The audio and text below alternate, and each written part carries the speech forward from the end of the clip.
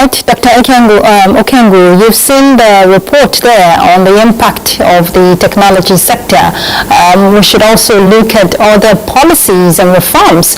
We have the tax reform bill that is, raising a lot of debates, but the federal government says, it will help, the corporate and personal taxes.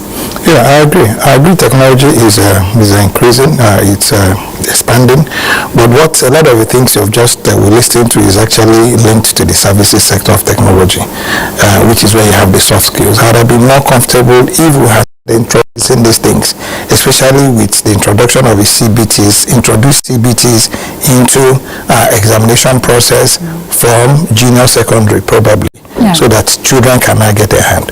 Tax reform bill, you need to read that bill.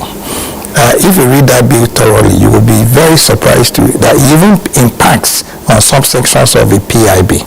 It's going to be repealing at least 6 to 7 existing bills. So what you want to do is to have a seamless system where you just have what you call your national tax systems. And I think what should bother us is that we are moving from a system where if you earn 300,000, you are paying 7% of that. Okay, right? To if you're earning under 800,000, you're not paying anything. So when people want to criticize a bill, everybody says, oh, it's all about revenue share. But I also think it's all about promoting productivity. Okay, it's all about people now waking up. Because take it or leave it, we've existed within some sense of entitlement, okay, for a very long time. All right, so if we're going to be growing our country and growing the way we want to grow at this 7% that we must grow, we must get productive. Because what you seem to be doing now is some, using instruments to be able to manage both our fiscal and our monetary policies to be able to now, stabilize our currency. And somebody was talking about this single window. If you had, a productive sector that was seamless, that carried everybody along, you would be needing to be talking about parallel markets. It wouldn't be necessary. So sometimes I say to people, development is a very tortuous, sometimes slow, but extremely tortuous process.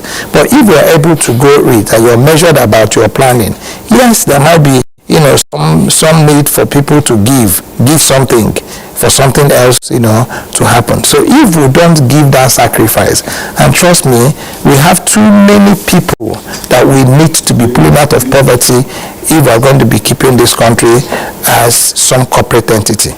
So whatever sacrifices that needs to be made now, what government needs to do is to probably create some social network that carries and identifies those most vulnerable people, and they are real. Okay, because for me, if we're able to get our single registers and you now have that register of most vulnerable people that government needs to begin to assist in some way, and then we get our local government and CDAs running.